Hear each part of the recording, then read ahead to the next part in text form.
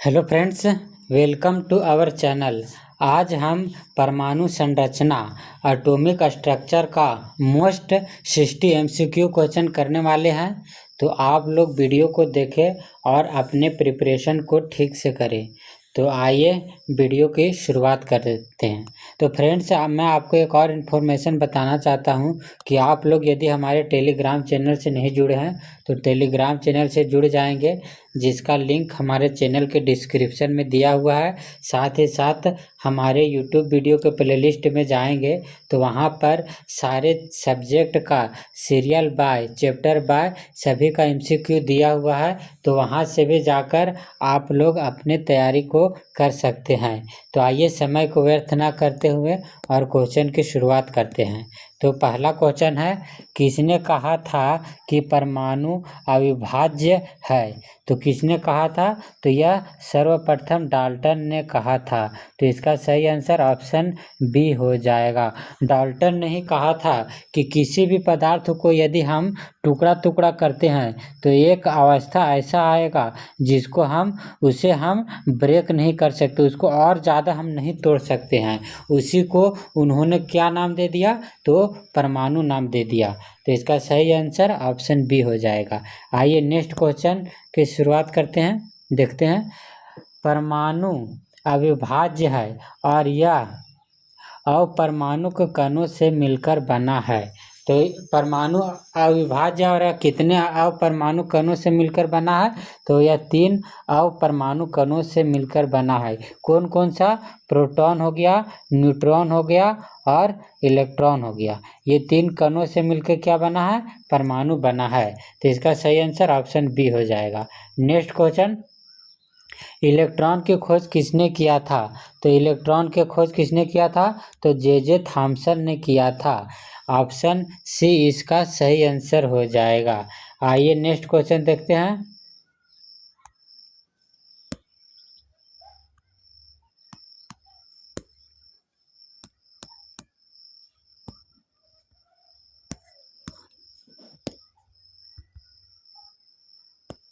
आइए next question देखते हैं। नेक्स्ट क्वेश्चन है, केनाल रे जो एक धनावेशित विकिरण है का पता किसने लगाया? तो केनाल रे एक क्या है? पॉजिटिव विकिरण है। तो इसका पता किसने लगाया था? तो गोल्डस्टीन ने लगाया था। इसका सही आंसर ऑप्शन डी हो जाएगा। आइए नेक्स्ट क्वेश्चन देखते हैं। प्रोटॉन की खोज किसने किया था? तो प्रोटॉन की खोज किसने किया था? तो गोल्डस्टीन ने किया था। ऑप्शन डी इसका सही आंसर हो जाएगा। आइए नेक्स्ट क्वेश्चन देखते हैं। एक प्रोटॉन का द्रव्यमान एक इलेक्ट्रॉन से लगभग कितना होता है? तो एक प्रोटॉन का जो द्रव्यमान होता है वह एक इलेक्ट्रॉन से 2000 गुना ज़्यादा भारी होता है प्रोटॉन। तो इसका सही आंसर क्या हो जाएगा? ऑप्शन बी हो जाएगा। नेक्स्ट क्वेश्चन, प्रोटॉन का द्रव्यमान डैश इकाई और उसका आवेश डैश लिया जाता है। तो जो प्रोटॉन का जो द्रव्यमान है +1 इकाई और उसका आवेश +1 लिया जाता है। इसका सही आंसर ऑप्शन ए हो जाएगा। आइए नेक्स्ट क्वेश्चन देखते हैं। एक उदासीन परमाणु में प्रोटॉन की संख्या इलेक्ट्रॉन की संख्या से होता है। तो एक उदासीन परमाणु है, उसमें जो प्रोटॉन की संख्या है इलेक्ट्रॉन की संख्या से बराबर होता है। इसका सही आंसर ऑप्शन बी हो जाएगा। जैसे में सोडियम क्या है? एक उदासीन है। जब तक कि इस पर कोई चार्ज प्लस या माइनस का नहीं दिया जाता है तब तक वह क्या होता है? उदासीन होता है। तो इसमें प्रोटॉन की संख्या कितना हो जाएगा? तो 11।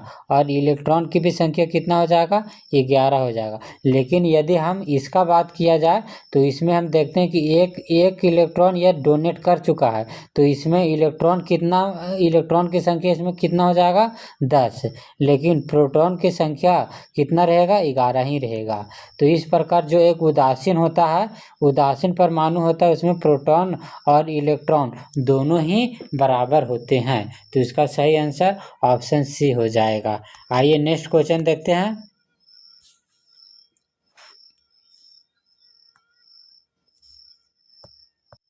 तो नेक्स्ट क्वेश्चन है,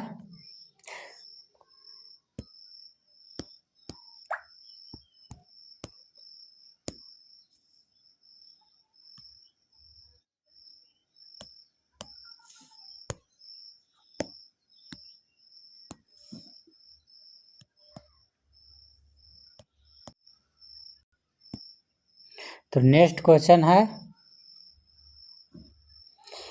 अल्फा कण प्रकीर्णन प्रयोग किसके द्वारा किया गया? तो रदरफोर्ड के द्वारा किया गया। ऑप्शन ए इसका सही आंसर हो जाएगा। आइए नेक्स्ट क्वेश्चन देखते हैं। रदरफोर्ड अल्फा कण प्रकीर्णन के अनुसार क्या सही है? तो रदरफोर्ड अल्फा कण प्रकीर्णन के अनुसार परमाणु के भीतर अधिकांश भाग खाली है, परमाणु का केंद्र धनावेशित होता है और परमाणु का संपूर्ण द्रव्यमान इसमें निहित होता है। इलेक्ट्रॉन परमाणु के चारों ओर चक्कर लगाता है। इसका सही आंसर ऑप्शन डी हो जाएगा। आइए नेक्स्ट क्वेश्चन देखते हैं। परमाणु के नाभिक की खोज किसने किया था? तो परमाणु का जो नाभिक है वो किसने खोज किया था? तो रदरफोर्ड ने किया था। ऑप्शन सी इसका सही आंसर हो जाएगा। आइए नेक्स्ट क्वेश्चन देखते हैं।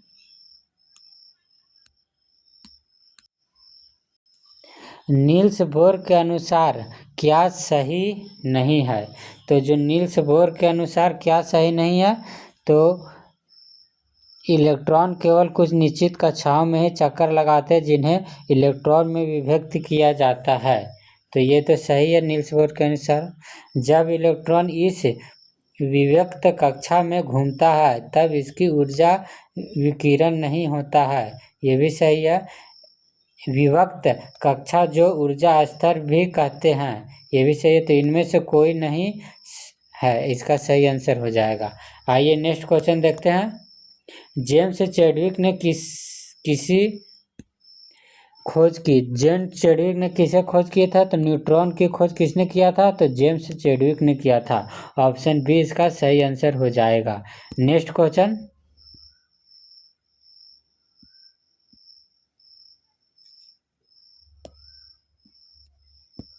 नेक्स्ट क्वेश्चन है एक न्यूट्रॉन पर कुल आवेश कितना होता है? तो एक न्यूट्रॉन पर जो कुल आवेश होता है वो कितना होता है?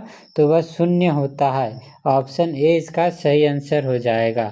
Next question. डैश को छोड़कर सभी परमाणु के नाभिक में न्यूट्रॉन होते हैं। तो किसको छोड़कर सभी परमाणु के नाभिक में न्यूट्रॉन होते हैं? तो हाइड्रोजन में न्यूट्रॉन नहीं होते हैं, बल्कि हीलियम में होते हैं, कार्बन में होते हैं और आर्गन में होते हैं।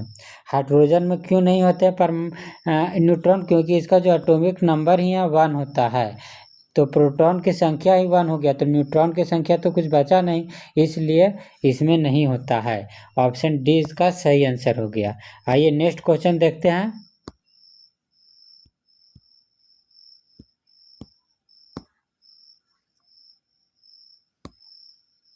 नेक्स्ट क्वेश्चन है एक न्यूट्रॉन का द्रव्यमान लगभग डैश के द्रव्यमान के बराबर होता है। तो एक न्यूट्रॉन का जो द्रव्यमान है वह प्रोटॉन के द्रव्यमान के बराबर होता है।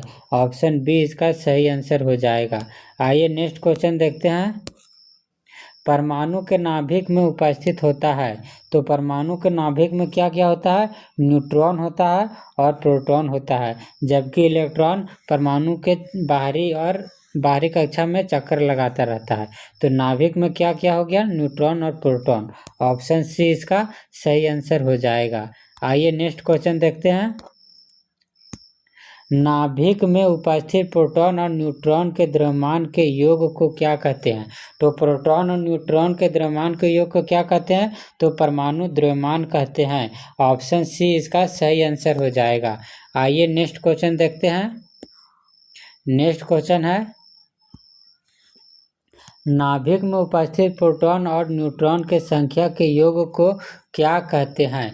तो नाभिक में उपस्थित प्रोटॉन और न्यूट्रॉन के संख्या के योग को ही हम द्रव्यमान संख्या कहते हैं। ऑप्शन बी इसका सही आंसर हो जाएगा। Next question. परमाणु के किसी कक्षा में उपस्थित अधिकतम इलेक्ट्रॉन की संख्या किस सूत्र पर निर्भर करता है जहां n ऊर्जा स्तर या कक्षा की संख्या है? तो 2n² पर निर्भर करता है। ऑप्शन ए इसका सही आंसर हो जाएगा। Next question. परमाणु के विभिन्न कक्षाओं में इलेक्ट्रॉन के वितरण के लिए डैश ने कुछ नियम प्रस्तुत किया था। तो बोर एवं बरी ने नियम प्रस्तुत किया था। ऑप्शन ए इसका सही आंसर हो जाएगा। आइए नेक्स्ट क्वेश्चन देखते हैं। एन कोश में अधिकतम इलेक्ट्रॉन की संख्या कितना होता है? तो एन कोश में अधिकतम इलेक्ट्रॉन की संख्या कितना हो सकता है? तो 32 हो सकता है।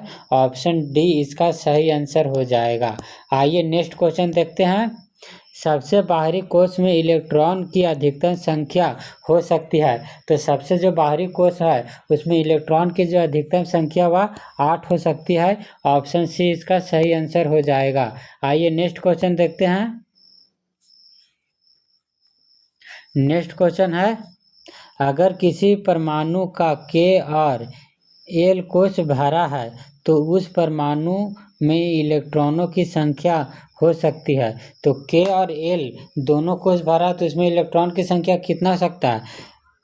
हम किस फार्मूला के द्वारा इलेक्ट्रॉन को व्यवस्थित किया जाता है? तो 2n² के द्वारा। अगर n = 1 रखे तो 2 हो गया, n = यदि 2 रखे तो कितना हो जाएगा? 8 हो जाएगा। यानी ये एल है और ये के है और ये एल है। तो एल और के में कितना रख सकते हैं? तो 10 रख सकते हैं। ऑप्शन सी इसका सही आंसर हो जाएगा। आइए नेक्स्ट क्वेश्चन देखते हैं। किसी परमाणु के बाह्यतम कक्षा में उपस्थित इलेक्ट्रॉनों को क्या कहते हैं? तो बाह्यतम कक्षा में उपस्थित इलेक्ट्रॉनों को संयोजकता इलेक्ट्रॉन कहते हैं। ऑप्शन बी इसका सही आंसर हो जाएगा। आइए नेक्स्ट क्वेश्चन देखते हैं। जिन परमाणु के बाह्यतम कक्षा पूर्ण होते हैं उसका संयोजकता कितना होता है? तो जिसका बाह्यतम कक्षा पूर्ण होता है उसका जो संयोजकता है वह 0 होता है। ऑप्शन सी इसका सही आंसर हो जाएगा। आइए नेक्स्ट क्वेश्चन देखते हैं। किसकी संयोजकता 0 होती है जिसे हम तत्व कहते हैं? तो किसकी संयोजकता 0 होती है? तो आकृत तत्व। आकृत तत्व की जो संयोजकता है वह 0 होती है। आइए नेक्स्ट क्वेश्चन देखते हैं। हीलियम एक आकृत तत्व है लेकिन इसके बाह्यतम कक्षा में इलेक्ट्रॉन है। तो बाह्यतम कक्षा में हीलियम का कितना इलेक्ट्रॉन होता है? तो 2 होता है। और इसका परमाणु संख्या भी कितना हो गया? 2 हो गया। तो सही आंसर ऑप्शन सी हो जाएगा। आइए नेक्स्ट क्वेश्चन देखते हैं। किसी तत्व के परमाणु के बाह्यतम कोश में 8 इलेक्ट्रॉन पूरा करने के लिए जितनी संख्या में इलेक्ट्रॉन का त्याग या ग्रहण किया जाता है उसे उस तत्व का क्या कहते हैं? तो संयोजकता कहते हैं। ऑप्शन बी इसका सही आंसर हो जाएगा। आइए नेक्स्ट क्वेश्चन देखते हैं। हाइड्रोजन, लिथियम और सोडियम की संयोजकता कितनी होती है? तो उसकी संयोजकता 1 होती है। ऑप्शन ए इसका सही आंसर हो जाएगा। आइए नेक्स्ट क्वेश्चन देखते हैं। मैग्नीशियम और एल्यूमिनियम की संयोजकता क्रमशः कितनी है? तो मैग्नीशियम और एल्यूमिनियम की संयोजकता कितनी होती है? तो 2 और 3 होती है। ऑप्शन बी इसका सही आंसर हो जाएगा। आइए नेक्स्ट क्वेश्चन देखते हैं। ऑक्सीजन और फ्लोरीन की संयोजकता कितनी होती है? तो ऑक्सीजन का एटॉमिक नंबर कितना होता है? 8 होता है। और फ्लोरीन का कितना होता है? 9 होता है। तो इसको अगर दर्शाया जाए तो 2 6 हो जाएगा और ये 2 7 हो जाएगा। तो इसे अष्टक पूरा करने के लिए कितने इलेक्ट्रॉन की ज़रूरत है? 2। और इसे अष्टक पूरा करने के लिए कितना की ज़रूरत है? 1। तो इसका संयोजकता कितना हो जाएगा? 2 और 1। ऑप्शन ए इसका सही आंसर हो जाएगा। आइए नेक्स्ट क्वेश्चन देखते हैं। नाइट्रोजन का संयोजकता कितनी होती है? तो जो नाइट्रोजन का संयोजकता है, नाइट्रोजन का जो एटॉमिक नंबर है वह कितना होता है? 7 होता है। अगर हम इसे स्ट्रक्चर में दर्शाया जाए तो 2 और 5 हो जाएगा। यानी कि इसको अष्टक पूरा करने के लिए कितना इलेक्ट्रॉन की आवश्यकता है? 3। तो इसकी संयोजकता कितना हो जाएगा? 3। ऑप्शन डी इसका सही आंसर हो जाएगा। आइए नेक्स्ट क्वेश्चन देखते हैं।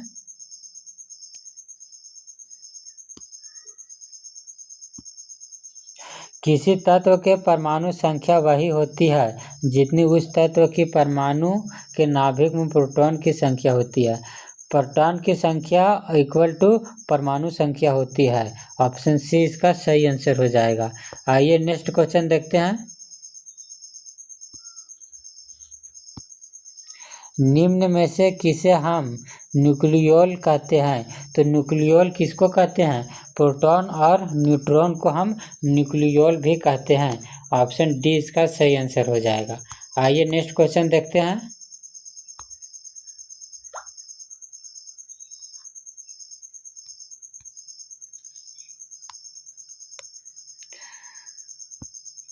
द्रव्यमान संख्या इक्वल टू क्या होता है?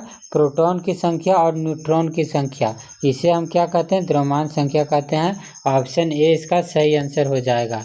Next question. एल्यूमिनियम का द्रव्यमान संख्या 27 है, तो इसमें उपस्थित इलेक्ट्रॉन की संख्या कितनी होगी? तो इलेक्ट्रॉन की संख्या कितना होता है एल्यूमिनियम का? 13 होता है। ऑप्शन ए इसका सही आंसर हो जाएगा।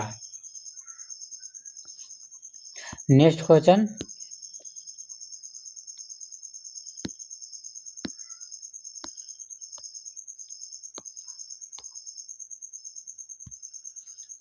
यदि किसी परमाणु में इलेक्ट्रॉन की संख्या प्रोटॉन की संख्या से कम है तब परमाणु होगा कैसा होगा? धनावेश हो जाएगा।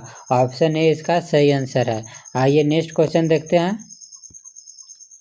एक ही तत्व के परमाणु जिसकी परमाणु संख्या समान लेकिन द्रव्यमान संख्या अलग अलग है, उसे हम क्या बोलेंगे? उसे हम आइसोटोप्स बोलेंगे, समस्थानिक बोलेंगे। ऑप्शन बी इसका सही आंसर हो जाएगा। आइए नेक्स्ट क्वेश्चन देखते हैं। निम्नलिखित में से कौन हाइड्रोजन का समस्थानिक है? तो हाइड्रोजन का समस्थानिक कौन है? प्रोटियम है, ड्यूटेरियम है और ट्राइटियम है। इसका सही आंसर ऑप्शन डी हो जाएगा। आइए नेक्स्ट क्वेश्चन देखते हैं। हाइड्रोजन के किस समस्थानिक के पास कोई न्यूट्रॉन नहीं है? तो हाइड्रोजन के किस समस्थानिक के पास कोई न्यूट्रॉन नहीं है? तो प्रोटियम। ऑप्शन ए इसका सही आंसर हो जाएगा। आइए नेक्स्ट क्वेश्चन देखते हैं।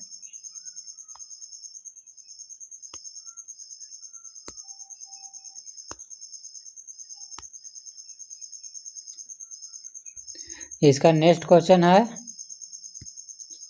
निम्नलिखित में से कौन सा एक हाइड्रोजन का समस्थानिक अस्थायी समस्थानिक है? तो ट्राइटियम जो है वह अस्थायी समस्थानिक ना होकर अस्थायी समस्थानिक होता है। ऑप्शन सी इसका सही आंसर हो जाएगा। आइए नेक्स्ट क्वेश्चन देखते हैं। प्रकृति में सबसे ज़्यादा मिलता है, तो कौन सा हाइड्रोजन का कौन सा रूप प्रकृति में सबसे ज़्यादा मिलता है? तो प्रोटियम मिलता है। ऑप्शन ए इसका सही आंसर हो जाएगा। आइए नेक्स्ट क्वेश्चन देखते हैं। भारी जल का आणविक द्रव्यमान क्या होता है? तो जो सामान्य जल होता है उसका जो एटॉमिक मास होता है वह 18 होता है। 18 होता है, जबकि जो भारी जल होता है उसका एटॉमिक मास जो होता है वह 20 होता है। ऑप्शन बी इसका सही आंसर हो जाएगा। आइए नेक्स्ट क्वेश्चन देखते हैं।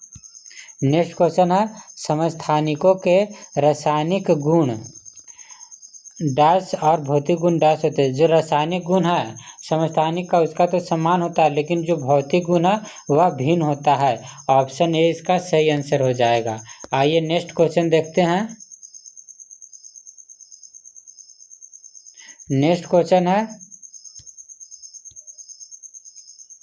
निम्नलिखित में से सही सेट चुने जो समस्थानिक और उसके उपयोग को सही बताता है। तो यूरेनियम परमाणु भट्ठी में ईंधन के रूप में, कोबाल्ट कैंसर के उपचार में, आयोडीन घेंघा रोग के इलाज में। इसका सही आंसर ऑप्शन डी हो जाएगा सभी। आइए नेक्स्ट क्वेश्चन देखते हैं। अलग अलग परमाणु संख्या वाले तत्वों को जिसकी द्रव्यमान संख्या समान होती है उसे हम क्या बोलेंगे? समभारिक बोलेंगे। परमाणु संख्या तो अलग अलग है लेकिन जो द्रव्यमान संख्या वह समान है उसे हम समभारिक बोलेंगे, आइसोबार बोलेंगे। आइए नेक्स्ट क्वेश्चन देखते हैं।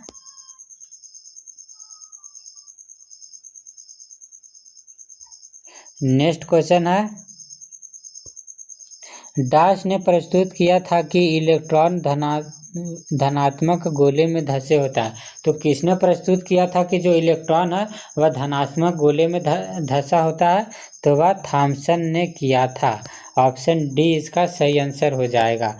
आइए नेक्स्ट क्वेश्चन देखते हैं। कौन अपरमाणु कण नहीं है? तो अपरमाणु कण कौन नहीं है? तो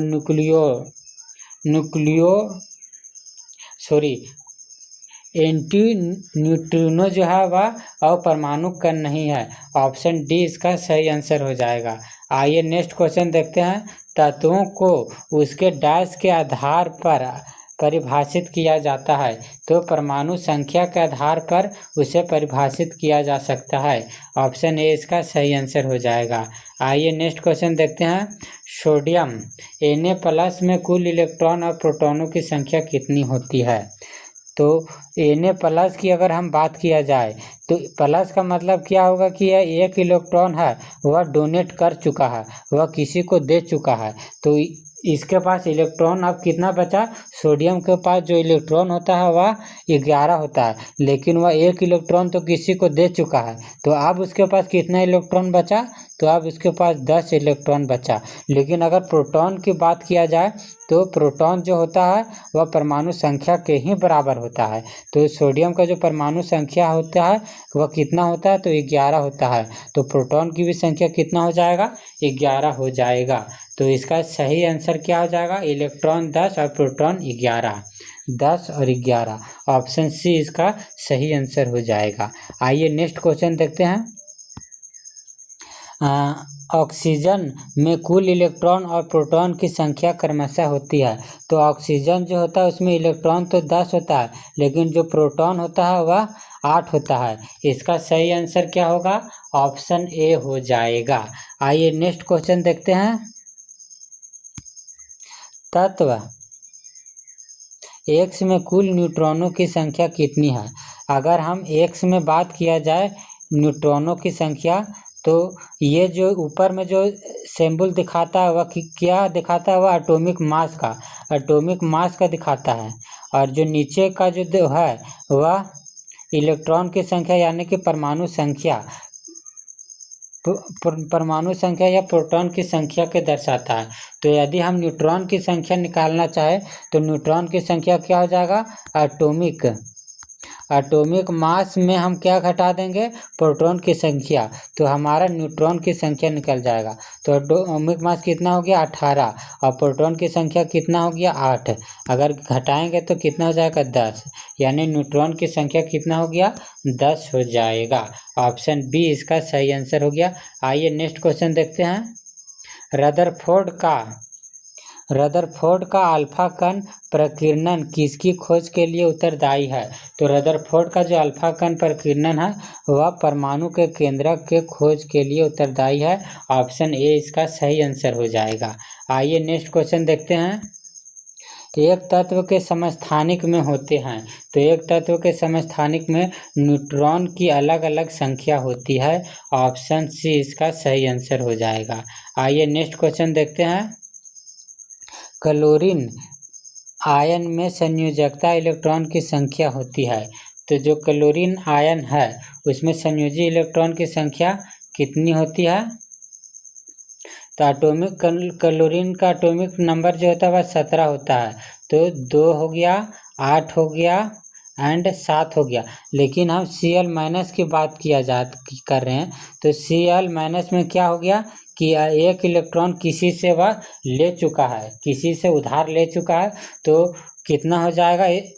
इसका जो एटॉमिक इलेक्ट्रॉन की संख्या कितना हो गया? टोटल 18 हो गया। इसे व्यवस्थित करेंगे तो 2, 8 एंड 8 में व्यवस्थित करना पड़ेगा। यानी कि संयोजी इलेक्ट्रॉन कितना हो गया? 8 हो गया। ऑप्शन डी इसका सही आंसर हो जाएगा। तो फ्रेंड्स, आप लोगों को वीडियो कैसा लगा? आप लोगों को वीडियो अगर पसंद आ रहा होगा तो चैनल को लाइक करेंगे, सब्सक्राइब करेंगे तथा हमारे कंटेंट को आगे देखते रहेंगे।